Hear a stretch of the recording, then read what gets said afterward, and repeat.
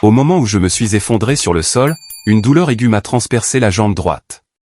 Le son, un craquement écœurant qui semblait résonner du plus profond de mes os. Le carrelage de la cuisine était froid comme de la glace contre ma peau.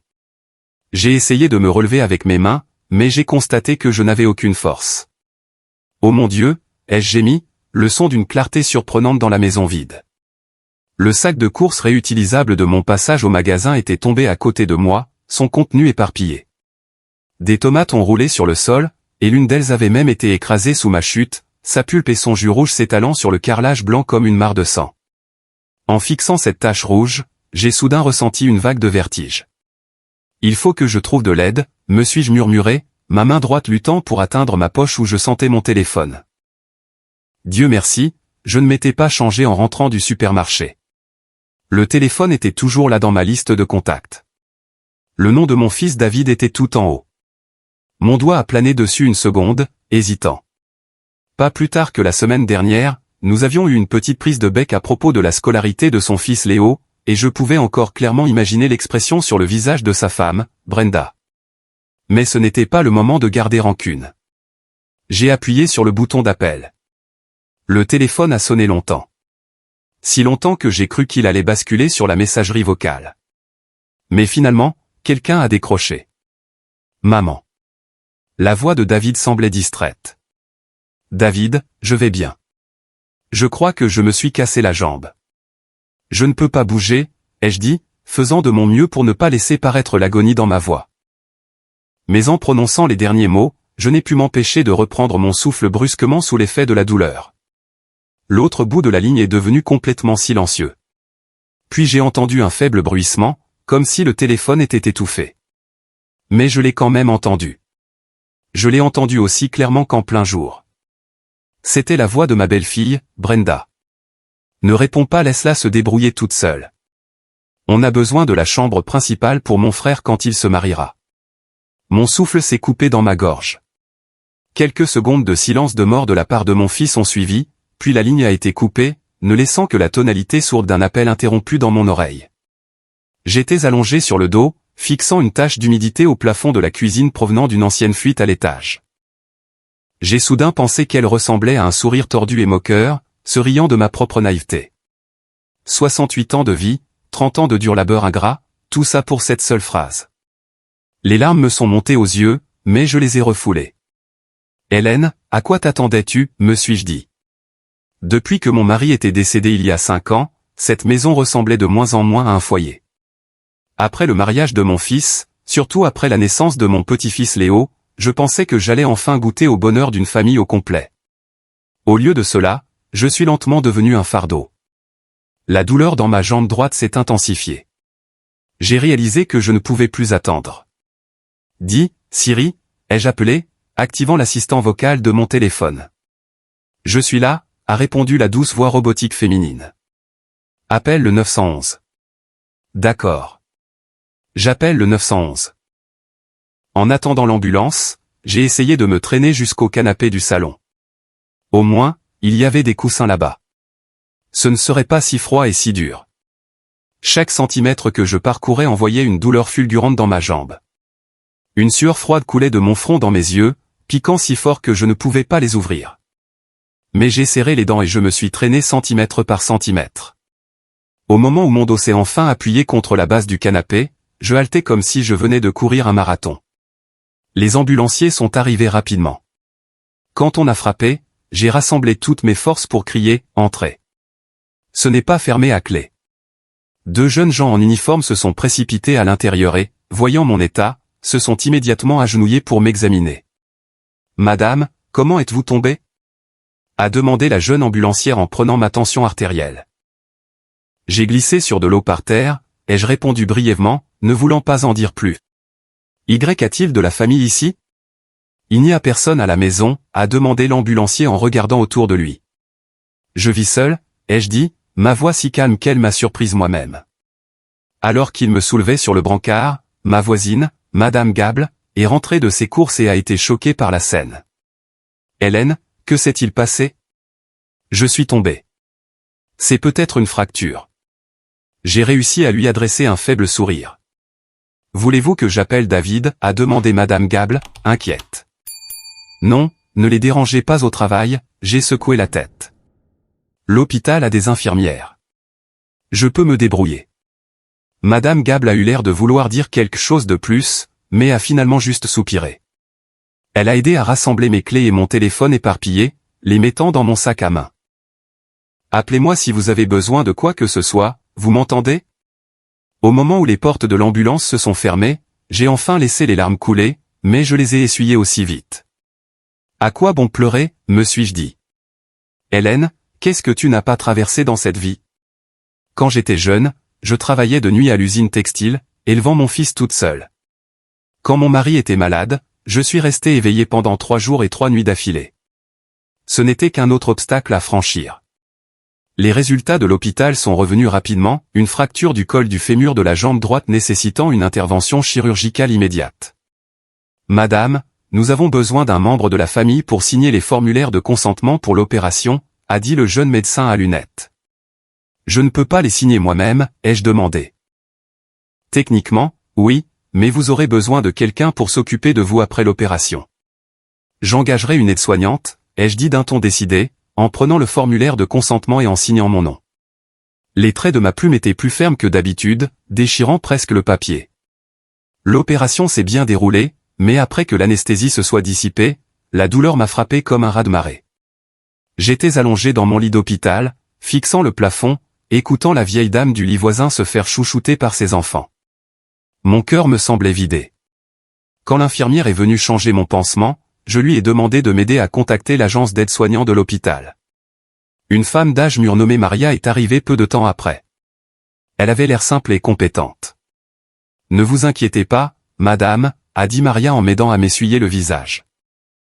J'ai pris soin de nombreuses personnes âgées avec des fractures. Tout ce dont vous avez besoin, vous n'avez qu'à me le dire. J'ai hoché la tête, me sentant soudainement épuisé. J'ai fermé les yeux et fait semblant de dormir, principalement pour que personne ne voie les larmes qui menaçaient de déborder à nouveau. Je me suis réveillé au milieu de la nuit. La seule lumière dans la pièce était une faible lueur de la veilleuse du couloir filtrant par la petite fenêtre de la porte. J'ai cherché mon téléphone à tâtons. L'écran indiquait 2 heures du matin. Il y avait un nouveau message texte envoyé par David 2 heures plus tôt. Maman, mon téléphone n'avait plus de batterie tout à l'heure.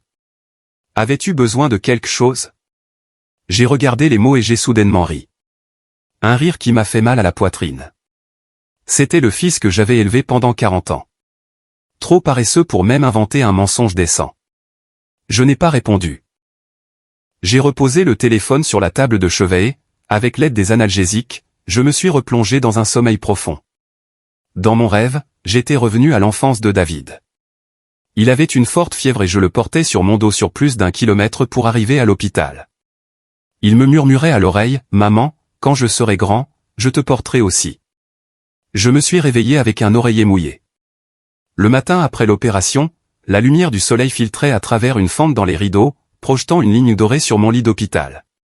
J'ai regardé les grains de poussière danser dans le faisceau de lumière, comptant les gouttes de médicaments tombant du sac de perfusion. 1 goutte. 2 gouttes. Maman.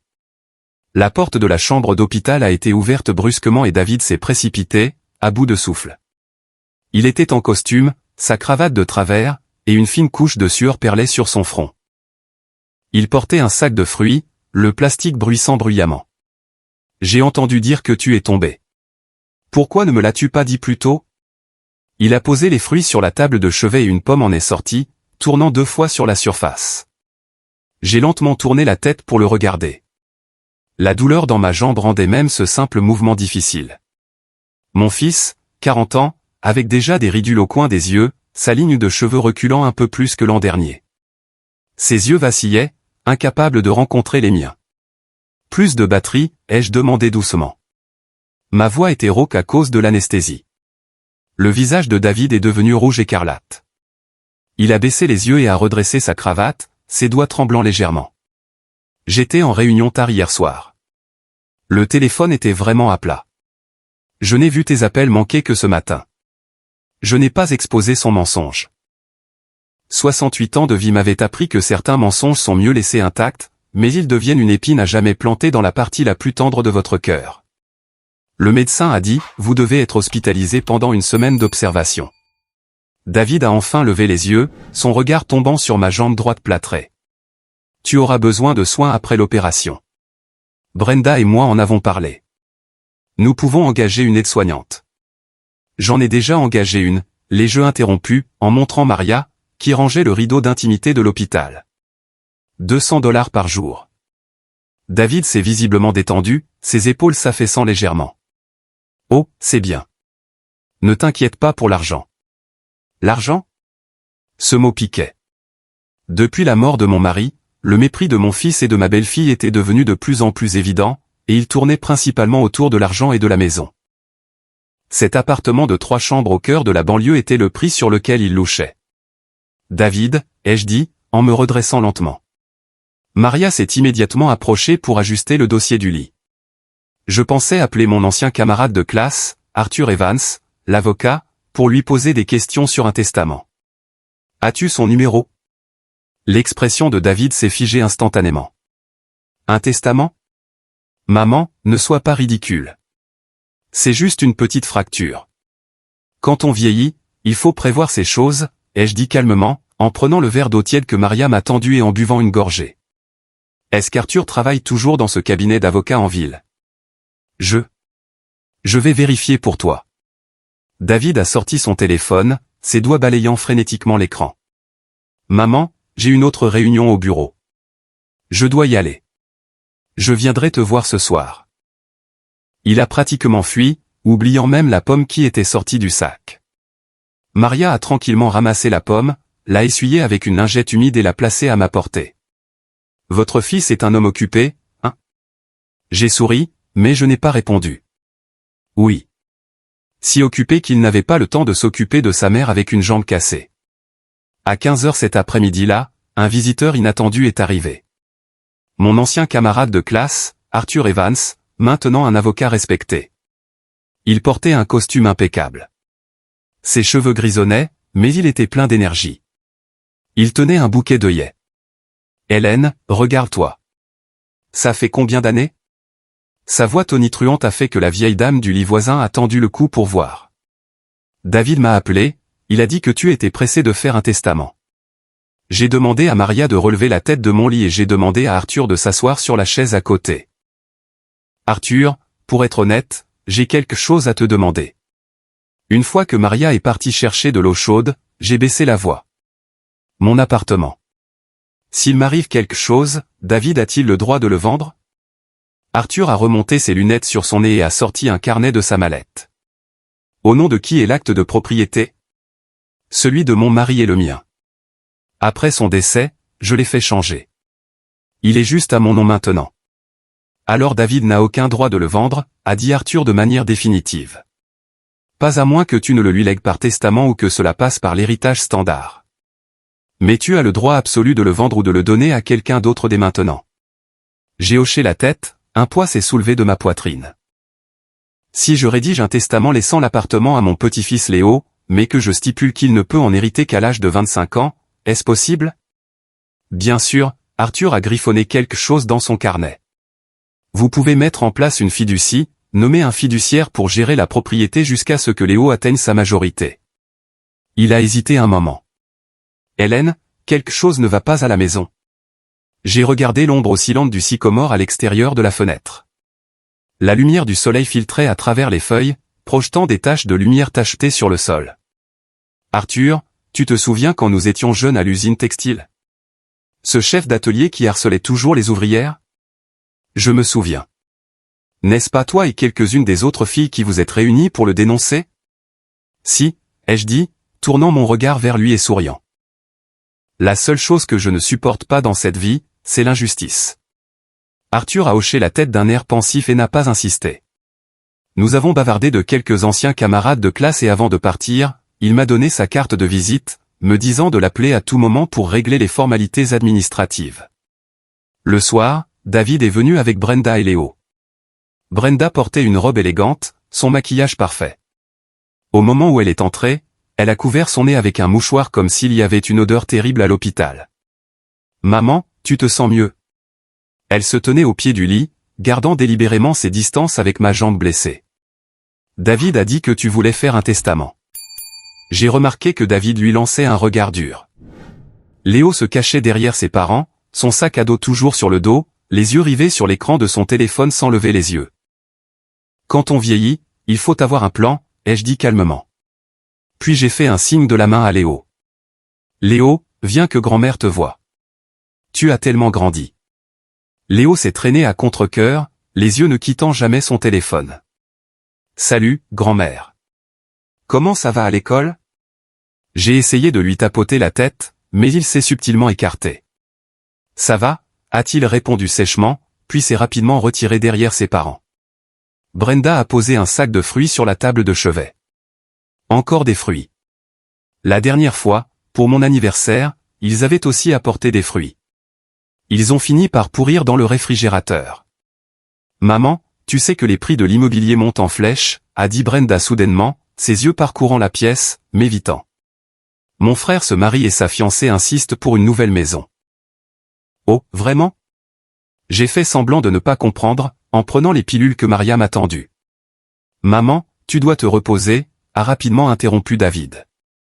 Nous viendrons te voir un autre jour. Il a attrapé le bras de Brenda et l'a tiré vers la porte avec Léo qui les suivait comme une petite ombre.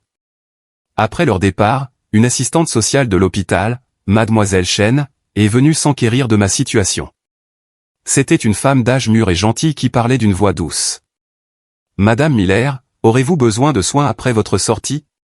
Y a-t-il quelqu'un à la maison qui peut vous aider? Mes enfants sont occupés par leur travail, ai-je dit avec un sourire. J'ai engagé une aide-soignante. Mademoiselle Chen a griffonné quelque chose sur son formulaire. Votre fils semble très dévoué. Oui, ai-je dit, en regardant le ciel qui s'assombrissait. Il est très occupé mais très dévoué. Ce soir-là, alors que Maria me faisait une toilette à l'éponge, elle a soudainement dit, Madame, vous êtes une femme très forte. J'ai été surprise. Pourquoi dites-vous cela tout d'un coup? J'ai pris soin de beaucoup de personnes âgées, a-t-elle dit en essorant le gant de toilette. Beaucoup d'entre elles, quand elles ont mal et que leurs enfants ne sont pas là, ne font que se plaindre et s'apitoyer sur leur sort. Vous êtes différente. J'ai fixé le plafond, repensant à mes journées de travail en triple poste à l'usine, me souvenant comment je suis resté éveillé pendant 3 jours et 3 nuits quand mon mari était malade, me rappelant la difficulté d'élever David seul. Vous savez, ai-je dit doucement. Au final, la seule personne sur qui on peut vraiment compter, c'est soi-même. La main de Maria s'est arrêtée un instant, puis elle a continué à m'essuyer doucement le bras. Madame, si cela ne vous dérange pas, je peux continuer à m'occuper de vous après votre sortie. J'habite dans le quartier juste à côté du vôtre. Je me suis tourné pour la regarder, cette femme simple de la campagne, ses yeux sincères et chaleureux. Ce serait merveilleux. Je vous paierai le tarif standard du marché. Pas de précipitation, a-t-elle souri. On en parlera quand votre jambe sera guérie. Cette nuit-là, j'ai fait un rêve.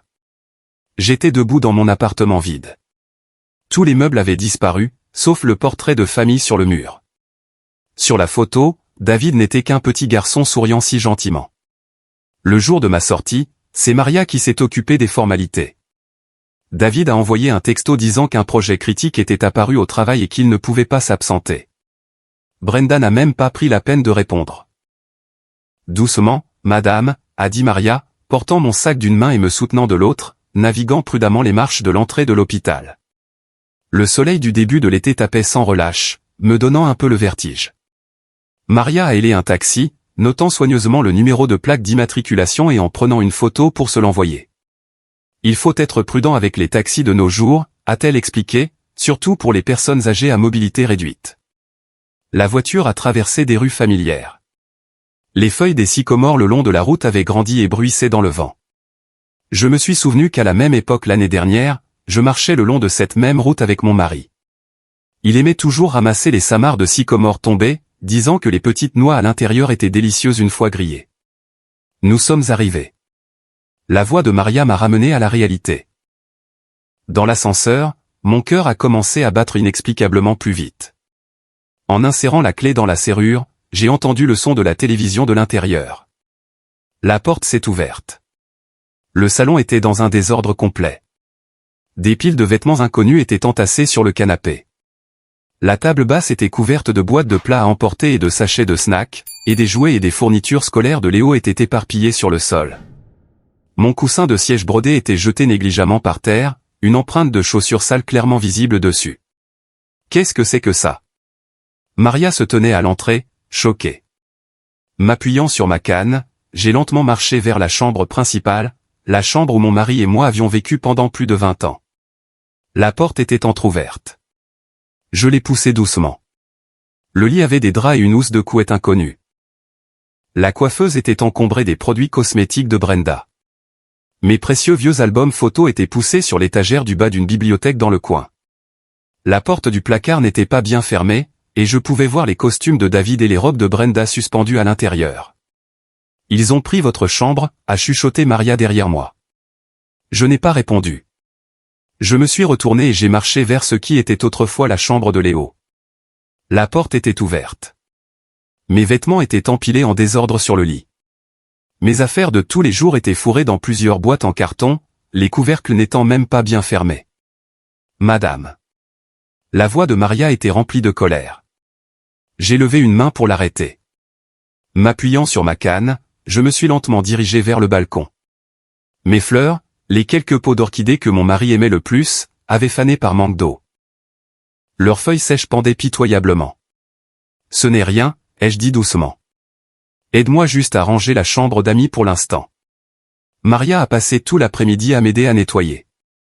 Elle a replié mes vêtements et a soigneusement rangé mes affaires là où elles devaient être. J'étais assise sur une chaise près de la fenêtre, regardant cette femme, de près de 30 ans ma cadette, s'affairer pour moi, un mélange d'émotions tourbillonnant en moi. En fin d'après-midi, Léo est rentré de l'école. Il a été clairement surpris de me voir. « Grand-mère, tu es sortie de l'hôpital ?» « Oui. » J'ai forcé un sourire. « Est-ce que grand-mère t'a manqué ?»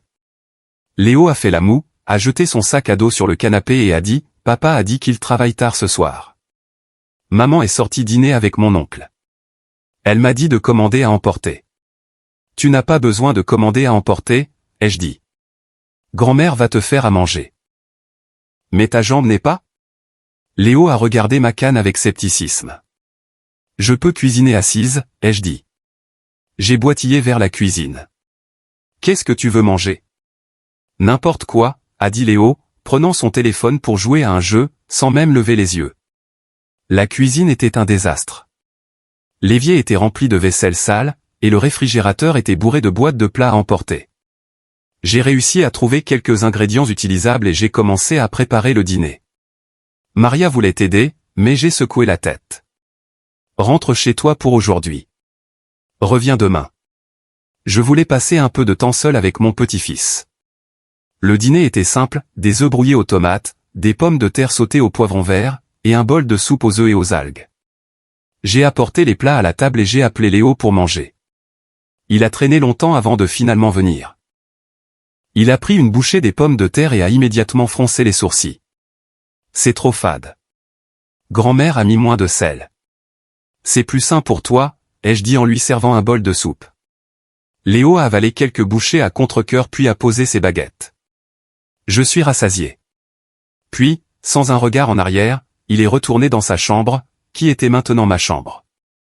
Alors que je débarrassais lentement la vaisselle, j'ai soudain entendu Léo au téléphone dans sa chambre. C'est tellement énervant. La cuisine de grand-mère est horrible. Ouais. Et elle a pris ma chambre. Ma mère dit que quand elle mourra, l'appartement sera à nous de toute façon. Ma main a tremblé. Une assiette m'a glissé des mains et s'est brisée sur le sol. Le lendemain matin, j'ai appelé la professeure principale de Léo, Madame Davis. Madame Davis. Bonjour. C'est la grand-mère de Léo Miller. Oui. Comment va-t-il à l'école ces derniers temps? Madame Davis a hésité un instant. Madame Miller. Léo a du mal à se concentrer en classe récemment, et la qualité de ses devoirs a diminué. La semaine dernière, il s'est même battu avec un camarade. Une bagarre? Pourquoi? J'ai entendu dire que c'était parce que le camarade avait dit quelque chose comme « Tes parents ne respectent pas leurs aînés ». Mon cœur s'est serré. Après avoir raccroché, J'ai trouvé l'emploi du temps de Léo et j'ai vu qu'il avait cours de gym cet après-midi-là. J'ai demandé à Maria d'aller à l'épicerie pour moi acheter quelques ingrédients. J'ai soigneusement préparé une boîte à bento pour lui. Des boulettes de riz en forme d'ours en peluche, des fruits coupés en forme de cœur, et ses ailes de poulet teriyaki préférées. Madame, votre jambe n'est pas complètement guérie. N'en faites pas trop, a dit Maria, me regardant avec inquiétude. Je vais bien, ai-je dit en essuyant la sueur de mon front. Pourrais-tu apporter ça à son école pour moi? Dis juste. Dis juste que c'est un déjeuner spécial de ma part. Quand Léo est rentré cet après-midi-là, son expression était différente. Il s'est attardé près de la porte de la cuisine et a chuchoté « Merci pour le déjeuner, grand-mère ». Une chaleur s'est répandue dans ma poitrine. Ça t'a plu? Mes amis ont tous trouvé ça super cool, a-t-il dit, un rare sourire apparaissant sur son visage avant qu'il ne le réprime rapidement. Je vais faire mes devoirs. À partir de ce jour, j'ai préparé un déjeuner spécial pour Léo tous les jours, parfois avec des personnages de dessins animés, parfois avec ses plats préférés, et je demandais à Maria de le livrer à son école à chaque fois. Peu à peu, la première chose que Léo faisait en rentrant n'était plus de se cacher dans sa chambre, mais de venir à la cuisine pour voir ce que je faisais. Une semaine plus tard, Léo est venu dans ma chambre de sa propre initiative. « Grand-mère, je peux te poser une question ?» « Bien sûr. » J'ai posé le livre que je lisais. « Pourquoi ? Pourquoi es-tu si gentil avec moi ? Même si mes parents sont si... » Il a baissé les yeux, sa voix s'éteignant. J'ai tapoté l'espace sur le lit à côté de moi, lui faisant signe de s'asseoir. « Parce que tu es mon petit-fils, Léo. Grand-mère t'aime. Ça n'a rien à voir avec tes parents. » Léo est resté silencieux pendant un long moment. Puis il a soudainement dit, « L'autre nuit, j'ai entendu maman et papa se disputer. Maman a dit que dès que ta jambe irait mieux, il t'enverrait dans une maison de retraite. Je m'attendais à ce que ce jour arrive, mais l'entendre confirmer me donnait toujours l'impression d'être aspergé d'un seau d'eau glacée. Grand-mère. » Léo a levé les yeux, ses yeux brillants. « Je ne les laisserai pas faire ça. » J'ai caressé sa tête. Cette fois, il ne s'est pas retiré. « Ne t'inquiète pas, grand-mère a un plan. » Le lendemain, j'ai contacté une agence immobilière près de notre quartier et j'ai pris rendez-vous pour une expertise de l'appartement. Ensuite, j'ai fait une liste pour Maria, lui demandant de m'aider à organiser mes objets de valeur et mes documents importants. « Madame, qu'est-ce que c'est ?» Maria a regardé la liste, qui comprenait l'acte de propriété de l'appartement, des relevés bancaires et une boîte à bijoux, et a hésité. « Je me prépare pour les jours difficiles, ai-je simplement dit. » Cet après-midi-là, le frère de Brenda, Brandon, est arrivé à l'improviste avec une jeune femme qu'il a présentée comme sa petite amie. La femme était très maquillée et a regardé autour d'elle dès qu'elle est entrée. « Bonjour, madame », a-t-elle dit de manière superficielle, puis a attrapé avec enthousiasme le bras de Brandon. La chambre principale est très lumineuse. « On peut abattre le mur du balcon ? » « Bien sûr qu'on peut, » a dit Brandon d'un air suffisant. « Une fois que ma sœur aura fait transférer l'acte de propriété à notre nom, on pourra la rénover comme on veut. » J'étais assise sur le canapé, les regardant pointer et planifier dans ma maison comme si j'étais déjà parti. Un léger sourire sur mon visage. Cette nuit-là, j'ai entendu une violente dispute venant de la chambre principale. M'appuyant sur ma canne, je me suis approché discrètement et j'ai entendu la voix perçante de Brenda. « Tu ne peux même pas gérer ta propre mère. Si elle ne meurt pas bientôt, mon frère ne pourra pas se marier, et j'en aurai fini avec toi. » La voix de David était basse et étouffée, mais son ton était clairement celui d'un compromis. Je suis lentement retourné dans ma chambre. Du tiroir de la table de chevet, j'ai sorti un carnet et j'ai écrit 3 mots sur une page fraîche, il est temps.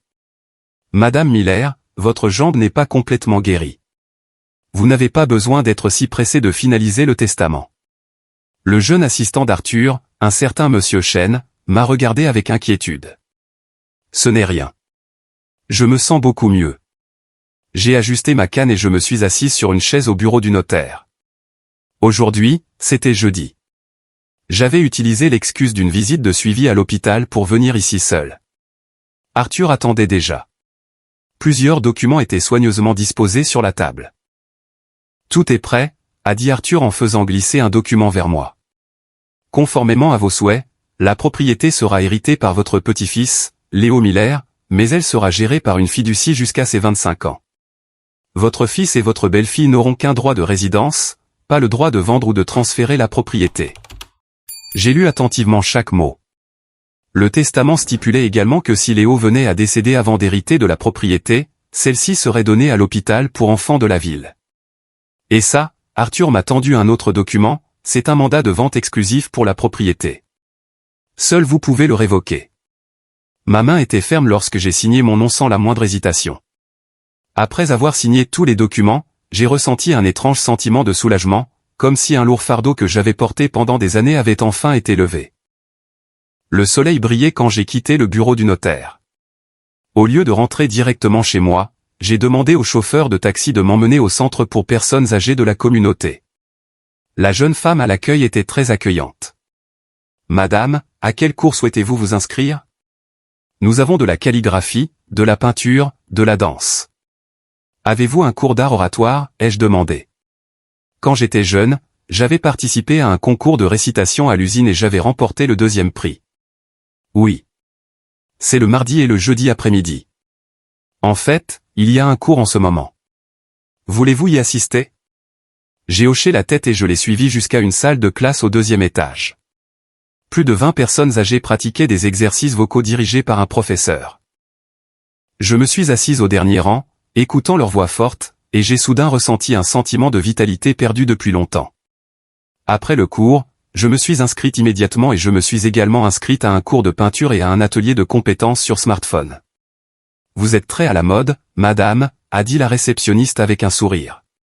Beaucoup de personnes âgées savent à peine utiliser leur téléphone. On apprend à tout âge, ai-je dit en payant les frais, plaçant soigneusement l'horaire des cours dans mon portefeuille.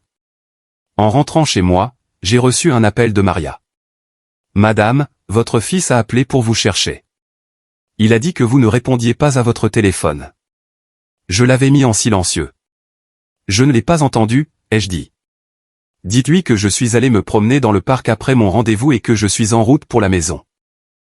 Après avoir raccroché, j'ai demandé au chauffeur de s'arrêter au supermarché près de mon immeuble et j'ai acheté quelques provisions.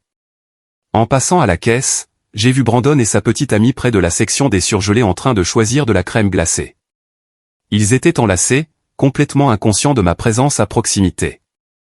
J'ai déjà trouvé le style de design, la voix excitée de la fille s'est fait entendre. On va abattre un mur dans la chambre principale pour faire une suite, et je veux un mur entier de miroirs dans le dressing. Ne t'inquiète pas, a dit Brandon en lui pinçant la joue. Ma sœur a dit qu'on n'aura qu'à attendre 6 mois au plus. J'ai calmement payé mes courses et je suis sorti du supermarché avec mes sacs. Le soleil était chaud sur ma peau, mais à l'intérieur, mon cœur était couvert d'une couche de givre. Quand je suis rentré à la maison, David était là, ce qui était rare. Il faisait les 100 pas dans le salon. « Maman, où étais-tu » a-t-il demandé en s'approchant de moi avec une inquiétude peu naturelle dans la voix. « Qu'a dit le médecin à propos de ta convalescence ?»« Ça se passe bien » ai-je dit en posant les sacs de courses dans la cuisine. Je devrais pouvoir me passer de la canne d'ici 1 mois. C'est bien. C'est bien, a dit David en se tordant les mains, ayant l'air de vouloir dire autre chose. Je me suis versé un verre d'eau et je me suis lentement assise sur le canapé. Si tu as quelque chose à dire, dis-le. Eh bien, voilà. David s'est assis en face de moi. Le frère de Brenda se marie. La famille de la fille est aisée et ils insistent pour une nouvelle maison. Alors, on pensait. Pensiez quoi? Je l'ai regardé droit dans les yeux. Tu vieillis et c'est beaucoup de travail d'entretenir un si grand endroit. David a évité mon regard. Pourquoi n'emménagerais-tu pas avec nous et on pourrait céder l'appartement à Brandon? Ils paieront une partie de la valeur, bien sûr. Combien? David ne s'attendait manifestement pas à ce que je pose cette question. Il a fait une pause. La moitié de la valeur du marché, peut-être. On est de la même famille après tout. Un appartement de 3 chambres et 2 salles de bain dans un excellent secteur scolaire de la banlieue de Chicago, ai-je dit lentement. La valeur marchande est d'au moins $600 000. Vous voulez le vendre à votre beau-frère pour $300 000. Maman. Le visage de David a rougi.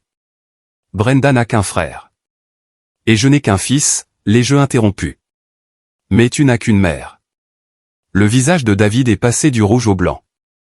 Quoi? Qu'est-ce que tu essaies de dire? Rien, ai-je dit en me levant. Je suis fatigué. Je vais me reposer. Au dîner, Brenda, pour la première fois depuis longtemps, a cuisiné quelques plats et n'arrêtait pas de me servir. Léo regardait ses parents, puis moi, les yeux pleins de confusion. Maman, a dit Brenda avec un sourire forcé. David t'a parlé de la situation de Brandon? Oui, ai-je dit en posant mes baguettes. Et je ne suis pas d'accord. Le visage de Brenda s'est immédiatement assombri. Pourquoi pas? Tu ne penses pas que c'est du gâchis que tu vives seul dans un si grand endroit? Non. Es-tu toujours aussi égoïste? La voix de Brenda s'est élevée. Mon frère attend cette maison pour se marier. Qu'est-ce que le mariage de ton frère a à voir avec moi? Ai-je demandé calmement. Brenda a frappé ses mains sur la table et s'est levée d'un bond, la chaise grinçant contre le sol. Espèce de vieille bique ingrate. On essaie d'être gentil et voilà ce qu'on obtient.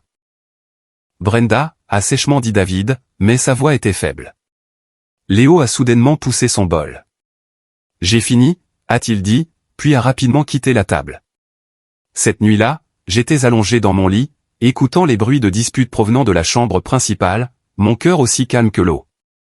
Au milieu de la nuit, j'ai entendu un léger coup à ma porte. Grand-mère? C'était la voix de Léo. J'ai ouvert la porte. Léo se tenait là, les yeux rouges. Ils ont dit qu'ils allaient t'envoyer dans une maison de retraite. Ne t'inquiète pas, j'ai caressé sa tête. Grand-mère ne va nulle part. Mais Léo, ai-je demandé doucement. Veux-tu vivre avec grand-mère? Léo a hoché la tête vigoureusement. Alors grand-mère a un plan. J'ai pris une clé de mon tiroir et je la lui ai tendue. C'est la clé de ma boîte aux lettres. À partir de maintenant, si du courrier arrive pour moi, c'est toi qui le prends. Ne le dis pas à tes parents. D'accord. Léo a serré la clé fermement. Grand-mère, je te protégerai. Le lendemain matin, j'ai annoncé une décision.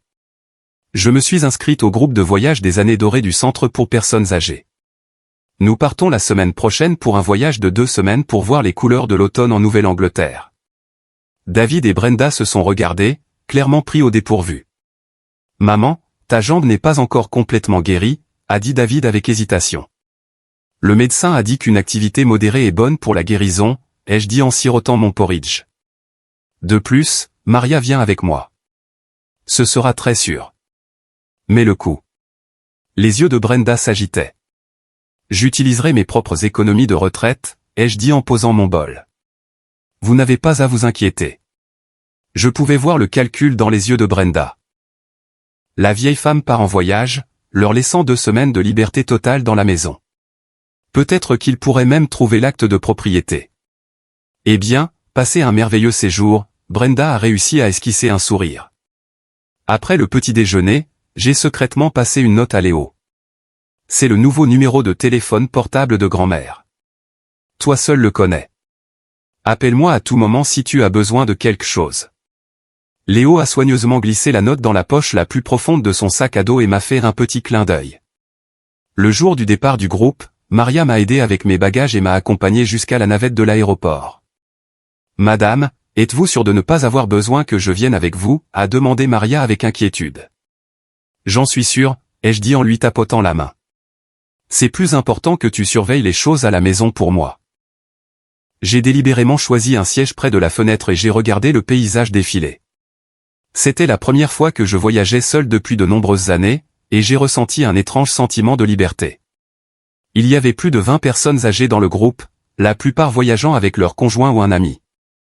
À cause de ma jambe, j'ai été placé au milieu du groupe sous la garde spéciale du guide touristique. Notre guide était une jeune femme pleine de vie. Tout le monde m'appelle Amy. Madame Miller, vous voyagez toute seule? Vos proches ne sont pas inquiets? A demandé Amy en discutant avec moi dans le bus pour le Vermont. Je leur ai dit, ai-je répondu brièvement, ne voulant pas discuter des affaires de famille. Vous êtes très courageuse, a dit Amy sincèrement. Beaucoup de personnes âgées ont peur de quitter la maison sans leurs enfants. J'ai souri, mais je ne lui ai pas dit que parfois, les personnes qui vous blessent le plus ne sont pas des étrangers, mais vos proches. Les rues pavées des villes historiques n'étaient pas tendres avec ma jambe blessée, mais j'ai réussi à suivre le groupe pour la plupart des visites. Le soir, nous séjournions dans de charmants bed and breakfast. Un soir, dans une belle auberge des Berkshires, j'ai décidé de m'asseoir sur le porche pendant que les autres allaient à un concert local. Le porche de l'auberge avait plusieurs chaises en osier. Je me suis assise sur l'une d'elles, regardant les montagnes lointaines briller d'un éclat doré au coucher du soleil. Soudain, une douleur aiguë m'a transpercé la jambe droite, et je n'ai pu m'empêcher de halter. « Avez-vous besoin d'aide ?» a demandé une douce voix masculine derrière moi. Je me suis retourné pour voir un gentleman aux cheveux grisonnants se tenant là, tenant 2 tasses de thé chaud. « Merci. C'est juste une vieille blessure qui se réveille, » ai-je dit en essayant de bouger ma jambe. Je suis le professeur Miller, Robert Miller. J'enseignais à la faculté de médecine, a-t-il dit en me tendant une tasse. Puis-je jeter un œil à votre jambe? J'ai hésité un instant, puis j'ai retroussé mon pantalon. Le professeur Miller s'est agenouillé et a examiné la zone de manière professionnelle. La fracture guérit bien, mais les longues marches provoquent probablement une inflammation. Il a sorti un tube de pommade de sa poche. Essayez ceci. C'est ma propre formule. La pommade était fraîche sur ma peau, et la douleur s'est rapidement calmée. Merci, ai-je dit sincèrement. Vous voyagez seul aussi? Oui, a dit le professeur Miller en s'asseyant sur la chaise en osier à côté de la mienne. Ma femme est décédée l'année dernière. Mes enfants vivent tous à l'étranger. Nous avons parlé longtemps, de nos carrières à nos hobbies. Il s'est avéré qu'il était spécialiste en orthopédie avant de prendre sa retraite et qu'il donnait maintenant des cours de santé dans un centre pour personnes âgées. Il était spirituel et plein d'humour, et avant que je ne m'en rende compte, je me suis retrouvé à rire plus librement que je ne l'avais fait depuis très longtemps. Pendant les jours suivants, le professeur Miller est devenu mon compagnon de voyage temporaire. Il m'aidait avec mes bagages et m'offrait des conseils professionnels lorsque ma jambe me faisait mal. À un point de vue particulièrement pittoresque qui nécessitait un peu de marche, il a insisté pour me louer un fauteuil roulant et m'a poussé sur la partie la plus difficile du chemin. « Et votre fils? Pourquoi n'est-il pas là avec vous ?» a-t-il demandé un jour. Je suis resté silencieux un moment, puis j'ai brièvement expliqué ma situation à la maison. Après avoir écouté, le professeur Miller m'a doucement tapoté la main. « Hélène, vous êtes beaucoup plus forte que moi. Appelez-moi simplement Hélène, ai-je dit, me sentant un peu gêné. Hélène, m'a-t-il regardé sérieusement. Parfois, se défendre n'est pas de l'égoïsme. C'est de l'amour-propre. J'ai hoché la tête, un nœud serré dans mon cœur se desserrant un peu. Le dernier soir du voyage, nous avons eu un dîner d'adieu dans un restaurant de Boston. Le professeur Miller m'a discrètement glissé un morceau de papier. Voici mes coordonnées. Restons en contact à notre retour. J'ai pris la note et je l'ai soigneusement placée dans mon portefeuille. Merci pour toute votre aide ces derniers jours.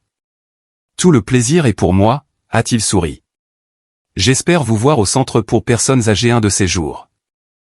Sur le vol de retour, j'ai parcouru les photos sur mon téléphone et j'ai réalisé que je souriais sur la plupart d'entre elles. C'était la première fois depuis la mort de mon mari que je sentais que la vie avait encore de la couleur.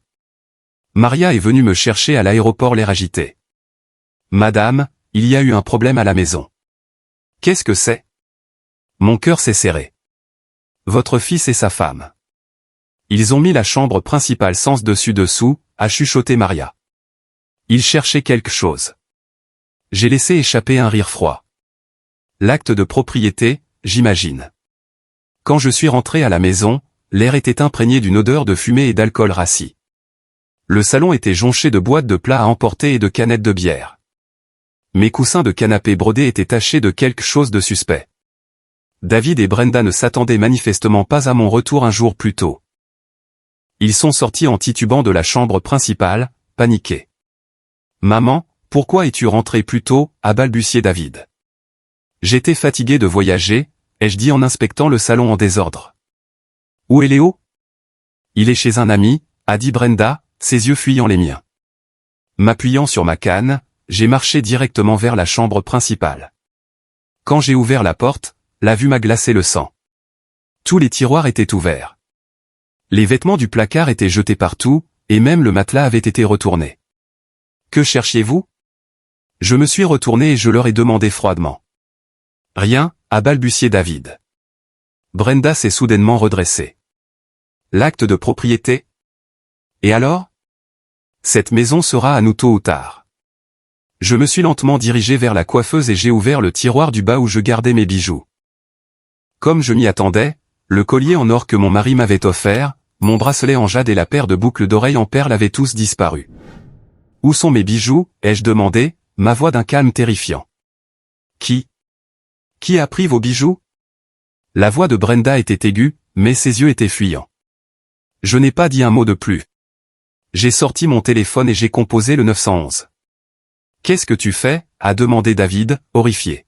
« À quoi ça ressemble ?»« J'appelle la police », ai-je dit calmement. La maison a été cambriolée. Des bijoux de valeur ont été volés. Maman, David s'est précipité en avant, essayant d'attraper mon téléphone. « Es-tu folle ?» Je l'ai esquivé. L'appel était déjà connecté. « Bonjour, je voudrais signaler un cambriolage. » 20 minutes plus tard, 2 policiers se tenaient dans mon salon. Le visage de Brenda était cendré et le front de David perlait de sueur. « Madame, êtes-vous certaine que les bijoux ont été volés ?» a demandé le jeune officier. « Positive. » J'ai hoché la tête. Je les ai vérifiés juste avant mon voyage. Maintenant, ils ont tous disparu. Quelle est la valeur approximative? Environ 20 000 $, ai-je dit, en gonflant délibérément le chiffre. Certains étaient anciens avec une valeur sentimentale. L'officier plus âgé s'est tourné vers David et Brenda. « Et qui êtes-vous deux ?»« Mon fils et ma belle-fille, ai-je dit. Ils séjournaient ici pendant mon absence. » Les regards des officiers se sont aiguisés. « Avez-vous vu quelqu'un de suspect entrer ou sortir des lieux ?»« Non » a balbutié David. Brenda s'est soudainement effondrée. « C'est moi qui les ai pris, mais je ne les ai pas volés. Je suis sa belle-fille. Qu'y a-t-il de mal à emprunter quelques bijoux ?» L'officier l'a regardé sévèrement.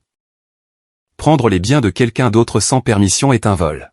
« Maman » a plaidé David en me regardant. Brenda était juste confuse.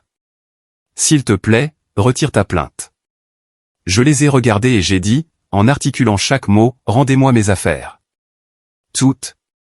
Maintenant. Brenda a couru dans la chambre principale en pleurant, et est revenue avec mes bijoux d'une boîte à chaussures, la claquant sur la table basse. « Tiens, prends-les, vieil avare. »« Madame, veuillez vérifier s'il manque quelque chose », a conseillé l'officier plus âgé. J'ai fait l'inventaire avec soin. Les boucles d'oreilles en perles manquaient. Brenda, grinçant des dents, a sorti les boucles d'oreilles de sa poche et me les a jetées. « Satisfaite maintenant ? Vieille bique. Surveillez votre langage, a aboyé le jeune officier. Finalement, à ma demande, la police n'a pas emmené Brenda, mais ils ont rédigé un rapport détaillé et l'ont averti que ces actions étaient illégales et seraient traitées sérieusement si elles se reproduisaient. Après le départ de la police, l'atmosphère dans la maison était plus froide que la glace. David était assis sur le canapé sans dire un mot.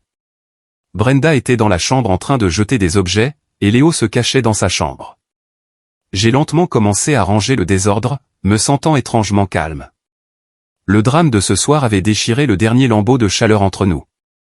Avant d'aller dormir, Léo est venu discrètement dans ma chambre. « Grand-mère, est-ce qu'il cherchait ça ?»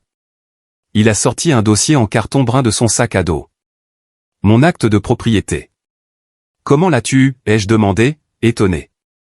L'autre nuit, j'ai entendu maman et papa parler de voler l'acte pour le faire transférer.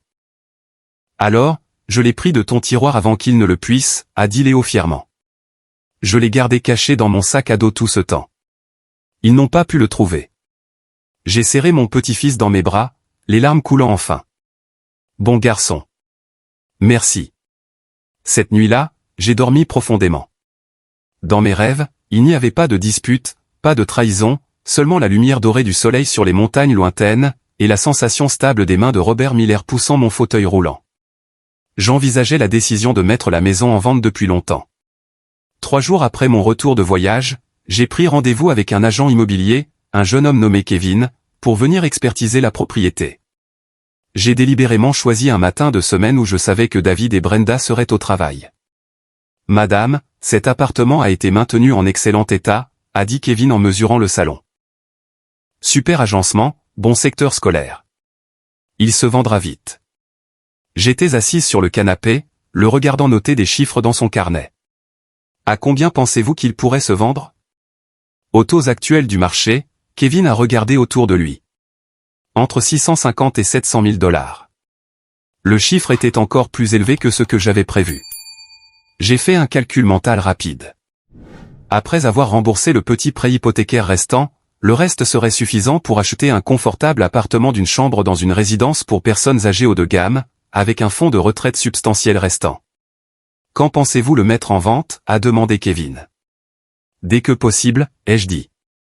Après le départ de Kevin, j'ai commencé à trier mes affaires personnelles. Photographies, lettres, les livres que mon mari avait laissés. C'étaient mes vrais trésors, pas cet appartement rempli de souvenirs, mais aussi de tant de douleurs. À 15 heures, j'ai appelé le bureau de vente d'une résidence pour personnes âgées et j'ai pris rendez-vous pour une visite le lendemain. Grand-mère, qu'est-ce que tu fais? A demandé Léo en rentrant de l'école et en me voyant organiser des albums photos.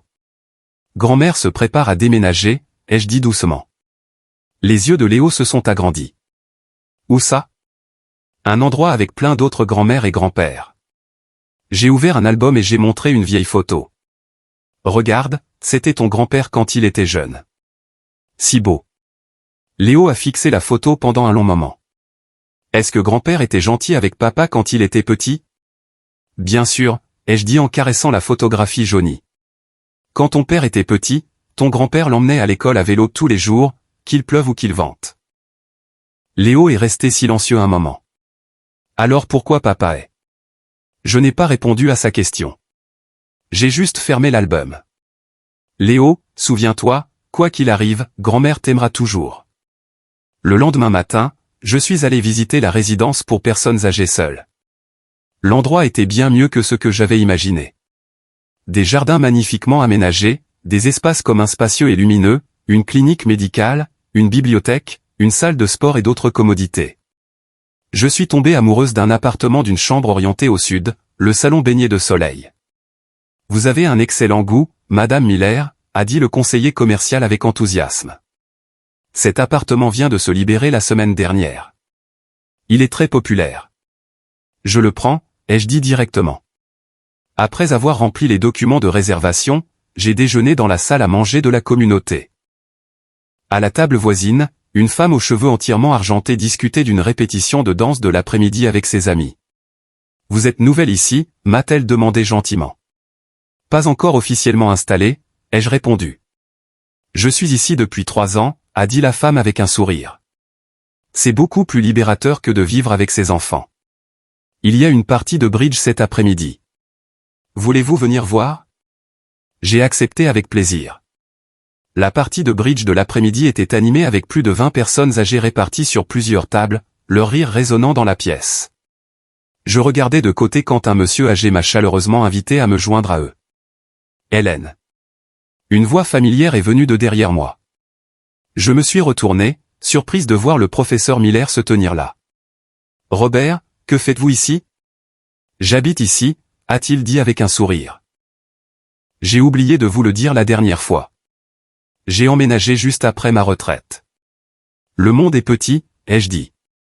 Robert m'a présenté aux autres, et ils ont tous chaleureusement accueilli la nouvelle venue. Avant que je ne m'en rende compte, j'avais passé un après-midi délicieux. En rentrant chez moi, mon téléphone a sonné. C'était David. Maman, où es-tu? Sa voix était agitée. L'agent immobilier a appelé. Il a dit que tu vendais l'appartement. C'est exact. J'ai déjà signé le mandat de vente, ai-je dit calmement. Es-tu devenue folle? David criait presque. C'est notre maison. C'est ma maison, et j'ai le droit de faire ce que je veux avec, ai-je dit et j'ai raccroché. Une tempête m'attendait à mon retour. David et Brenda étaient dans le salon, leurs visages sombres comme des nuages d'orage. Léo était caché dans sa chambre, la porte bien fermée. Maman, qu'est-ce que cela signifie? David m'a confronté. Pourquoi vends-tu la maison? Je veux changer d'air, ai-je dit en posant mon sac à main sur le canapé et en m'asseyant lentement. Non, a crié Brenda. Cette maison est à nous. À vous? J'ai sorti l'acte de propriété de mon sac et je l'ai lentement déplié. Lisez le nom qui est écrit dessus. David a fixé l'acte, son visage passant du rouge au blanc. Maman, on peut en parler. Il n'y a rien à dire, ai-je dit en pliant l'acte.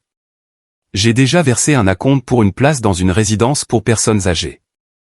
Je déménage la semaine prochaine. Une résidence pour personnes âgées? David avait l'air de n'avoir jamais entendu ce terme. Tu vas dans une maison de retraite? C'est une résidence pour personnes âgées, pas une maison de retraite, l'ai-je corrigé. Brenda s'est soudainement jetée sur moi, essayant d'attraper mon sac. Donne-moi cet acte. J'étais préparé et j'ai rapidement déplacé le sac hors de sa portée. Brenda, as-tu oublié l'avertissement de la police? David a tiré Brenda en arrière et s'est tourné vers moi. Maman, que veux-tu? C'est simple, ai-je dit en regardant mon fils dans les yeux. Je vends la maison. Vous avez une semaine pour déménager.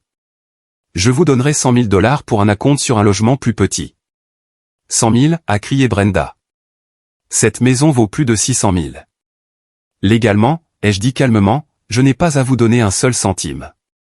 David s'est affalé sur le canapé, la tête entre les mains. Maman, pourquoi es-tu si cruelle?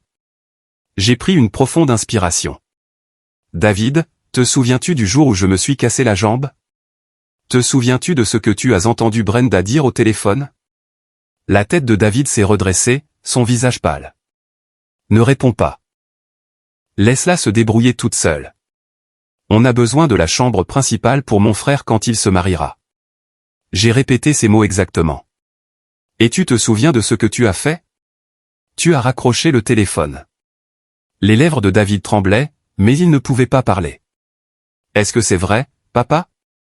La voix de Léo est soudainement venue du couloir. Nous ne l'avions pas remarqué sortir.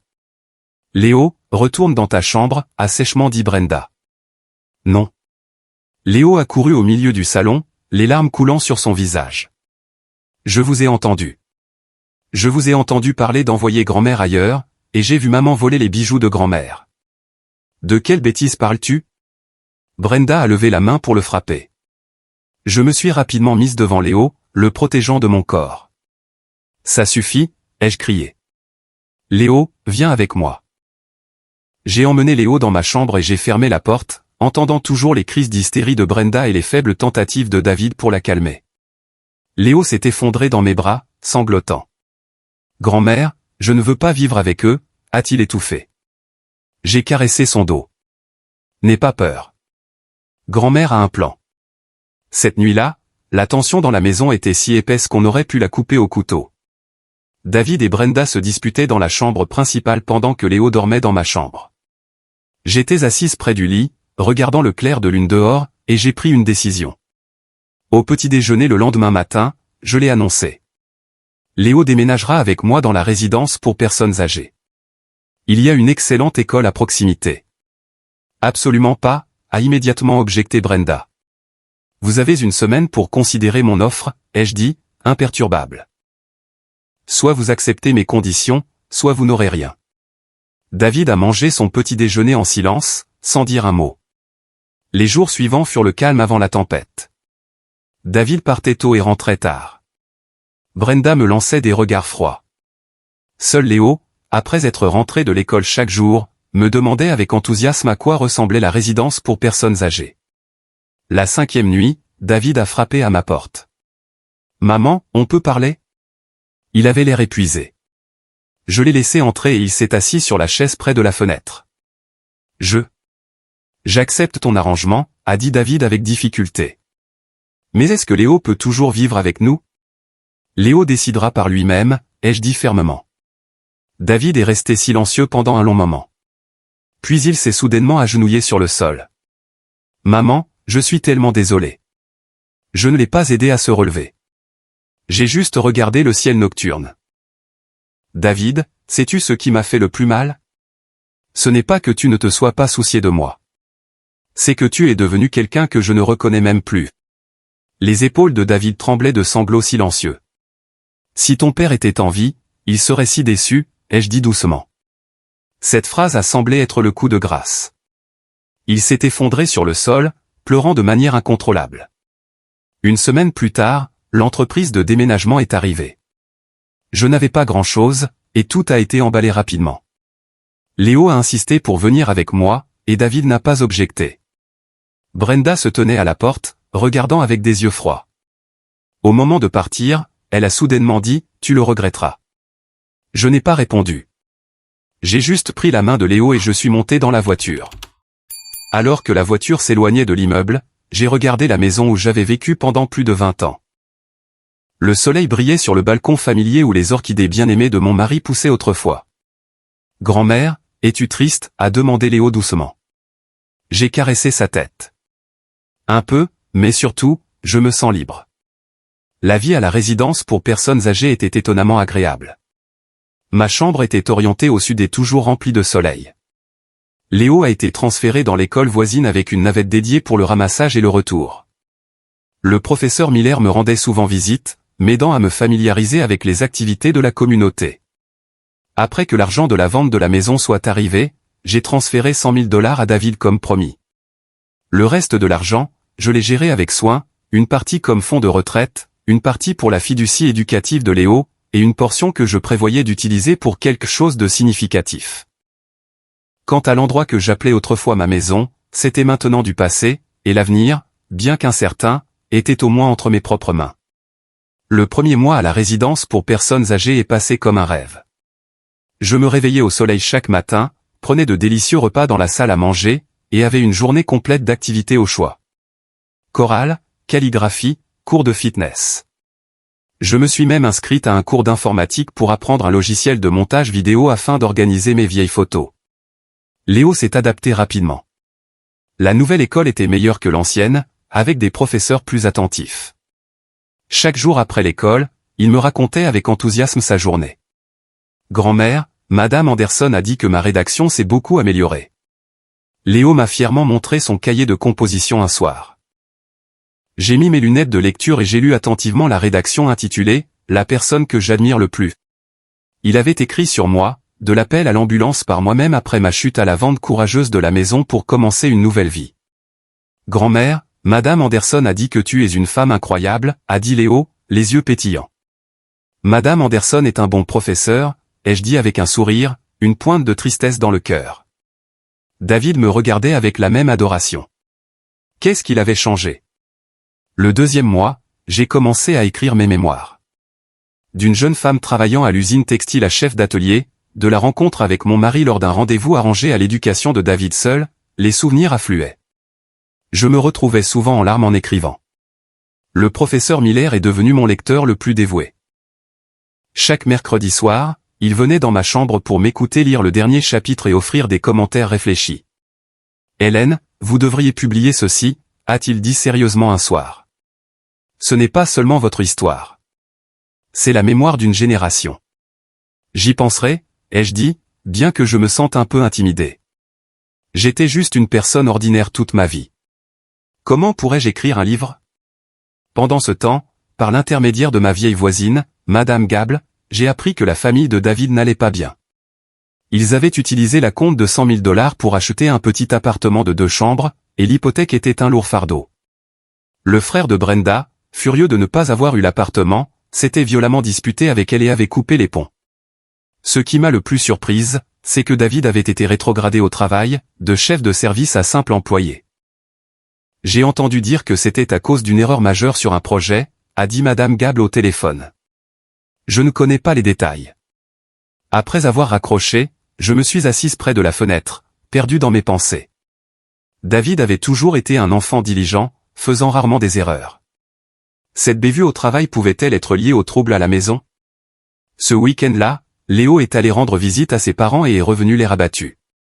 Maman et papa se sont encore disputés, m'a-t-il dit doucement. Papa ne parle pas du tout, et maman ne fait que pleurer. J'ai serré mon petit-fils dans mes bras, le cœur serré, ne sachant que dire. Le lendemain, au centre communautaire, j'ai rencontré un vieil ami du professeur Miller, un professeur de psychologie à la retraite. La relation entre les enfants adultes et leurs parents reflète souvent leur propre état psychologique, a dit le vieux professeur après avoir écouté mes préoccupations.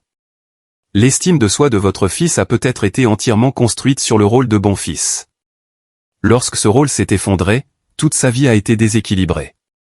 Ces paroles m'ont beaucoup fait réfléchir.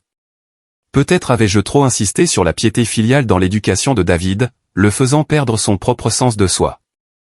Un après-midi de fin d'automne, le directeur de la communauté m'a dit qu'un homme d'âge mûr traînait à l'entrée depuis longtemps, demandant dans quel bâtiment vivait Hélène Miller. Il n'a pas donné son nom, mais il semblait avoir la quarantaine, un peu hagard, a décrit le directeur. J'ai su immédiatement de qui il s'agissait, mais à ma surprise, David n'est pas entré. Il est juste resté à la grille un moment puis est parti. Devrais-je le poursuivre, a demandé le directeur. J'ai secoué la tête. Non, ce n'est rien. Cette nuit-là, je me suis retourné dans mon lit. Pourquoi David était-il venu? Pourquoi n'était-il pas entré? Avait-il des ennuis? Le lendemain, j'ai appelé son téléphone. Il a sonné longtemps, mais personne n'a répondu. J'ai envoyé un texto. Tu peux venir me voir si tu as besoin. Pas de réponse. Une semaine plus tard, Madame Gable m'a dit que David et Brenda étaient en instance de divorce. J'entends dire que ça a été très compliqué, a soupiré Madame Gable. David insiste, mais Brenda refuse et a fait des scènes à son bureau. La nouvelle m'a choqué. Bien que je n'aime pas Brenda, je n'avais jamais souhaité leur divorce. J'ai essayé de contacter David à nouveau, mais toujours pas de réponse. Le premier week-end de novembre, Léo est allé voir ses parents comme d'habitude, mais est revenu tôt, les yeux rouges. Papa n'était pas à la maison, a-t-il sangloté. Maman a dit qu'il avait déménagé. J'ai tenu Léo, lui tapotant doucement le dos, tout comme je le faisais pour réconforter David quand il était petit. À ce moment-là, j'ai réalisé que peu importe ce que David avait fait, il était toujours mon fils, et mon cœur souffrait encore pour lui. Le lendemain, j'ai pris une décision. J'ai demandé au centre communautaire de m'aider à contacter un thérapeute familial et j'ai pris rendez-vous pour la semaine suivante. Quel problème aimeriez-vous aborder? A demandé le thérapeute au téléphone. Je veux apprendre à pardonner, ai-je répondu. Et j'espère être pardonné. Le thérapeute est resté silencieux un moment. C'est un très bon point de départ. La veille de mon rendez-vous, la communauté a organisé un spectacle de talent. J'ai chanté la partie principale dans la performance de la chorale de Amazing Grace. Vêtue d'une robe bleu pâle, debout sous les projecteurs, je me sentais un peu nerveuse. La musique a commencé, j'ai pris une profonde inspiration et j'ai commencé à chanter. En arrivant au deuxième couplet, j'ai jeté un coup d'œil au public et j'ai vu une silhouette familière au dernier rang, David. Il portait un costume froissé, assis seul, le regard fixé sur la scène. Ma voix a tremblé un instant, mais je me suis vite ressaisi. Après la performance, j'ai regardé vers le dernier rang, mais David était parti. Cet homme au dernier rang. Quand est-il parti? Ai-je demandé à un membre du personnel. Il est parti juste après votre chanson, a-t-il répondu. Il semblait pressé. Je crois qu'il pleurait. Je suis resté là, comprenant soudainement. David ne voulait pas me voir parce qu'il avait peur. La honte et la culpabilité qu'il ressentait étaient probablement plus profondes que je ne l'avais imaginé. Pendant la réception après le spectacle, je suis sorti seul dans le jardin de la communauté. Le vent d'automne faisait bruisser les feuilles mortes. Je me suis assise sur un banc en regardant le coucher du soleil. Après un certain temps, une silhouette s'est approchée lentement et s'est assise à côté de moi. « Maman », a dit David d'une voix basse et rauque. Je ne me suis pas retourné, j'ai juste continué à regarder devant moi. « As-tu apprécié le spectacle ?» Oui. Il a fait une pause. « Tu as magnifiquement chanté. Tout comme lorsque tu me chantais des berceuses. » Mes yeux se sont remplis de larmes. Je chantais souvent cette chanson à David quand il était petit. « Pourquoi avais-tu peur de me voir ?» ai-je demandé doucement. David a baissé la tête. J'avais honte. Je suis tellement désolé, maman. Sais-tu ce qui a fait le plus mal, ai-je dit en regardant le soleil couchant. Ce n'est pas que tu ne te sois pas occupé de moi.